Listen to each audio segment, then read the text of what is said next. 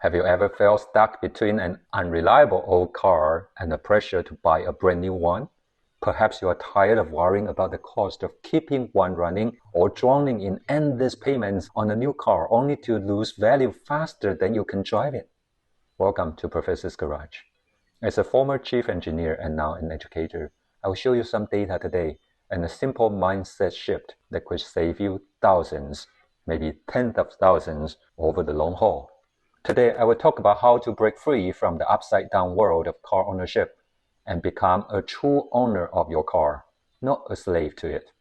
All it takes is an open mind and a willingness to listen to what the numbers tell us. Let's start with a story. Meet Salma, a grade school teacher in Las Vegas. She's hardworking, responsible with her money, and has her heart set on a 2025 Toyota RAV4 hybrid, a reliable, fuel-efficient choice.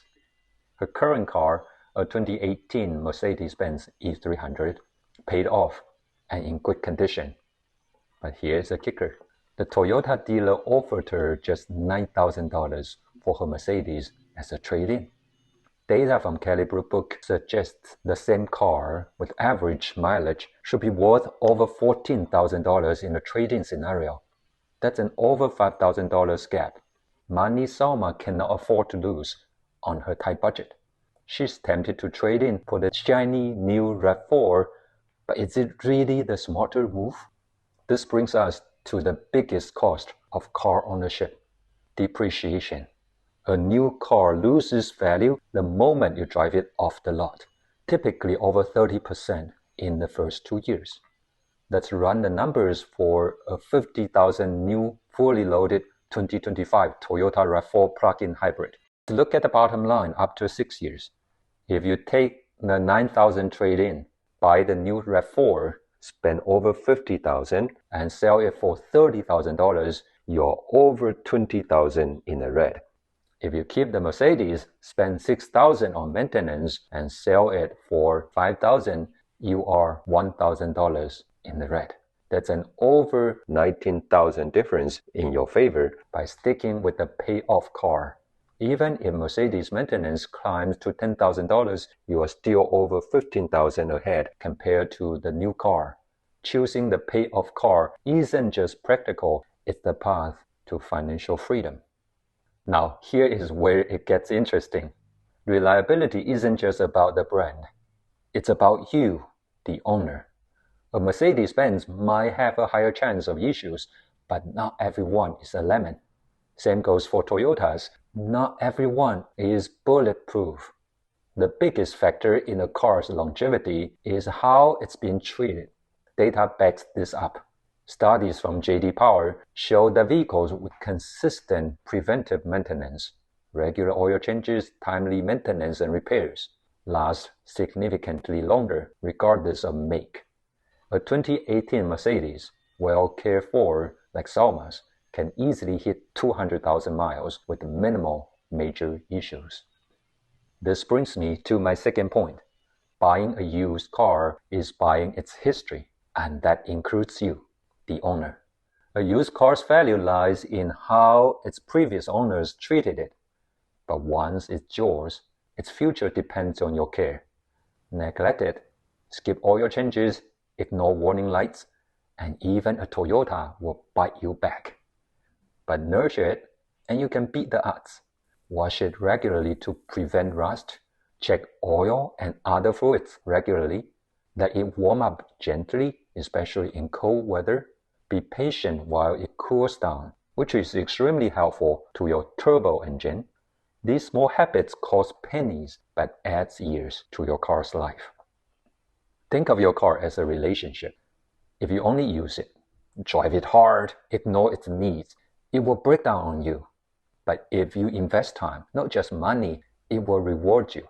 Learn to spot unusual noises or smells, like you would with the pet or a child. Better yet, pick up basic skills. Top up windshield fluid, replace wiper blades, change air filters. You don't need to be a mechanic, but a little knowledge goes a long way. Catch a $50 problem before it becomes a $500 or even $5,000 one. So where is the American culture of caring for cars? It's still out there, but we've been seduced by consumer culture. New, shiny, now. The average car ownership cycle is about 8 years, according to recent stats. After that, many trade in for the next new thing, restarting the death cycle. What if you broke that pattern? Imagine keeping a car for 15 years or 20. Studies have shown that households keeping vehicles longer save significant amounts of money. But this is easier said than done. It requires a change of attitude. The car can last only if you care for it. Otherwise, what would you expect from a broken relationship? It will break on you and break the bank. A car is transportation, not a status symbol. Selma's story shows us that chasing new can trap you financially. Her Mercedes, paid off and maintained, could serve you for another decade with modest costs. Trading it for a RAV4 might feel practical, but it's a step back into payments and depreciation. Instead, she could sell her car privately for closer to $19,000, buy a used RAV4 hybrid for $25,000, and pay for the smaller difference, or keep her Mercedes and save even more. So here is my challenge to you. Rethink car ownership. Buy used, ideally 3 to 5 years old, when the worst depreciation is done. Scrutinize its history, Carfax, maintenance records, and even the seller's vibe. Then become the kind of owner who makes a car last. Care for it like a partner, not a disposable gadget. The data is clear. This approach saves you thousands, reduces waste, and gives you real financial freedom. You don't need a new car to feel in control. You just need a new mindset. Let's bring back the joy of truly owning our cars. And that's Professor's take.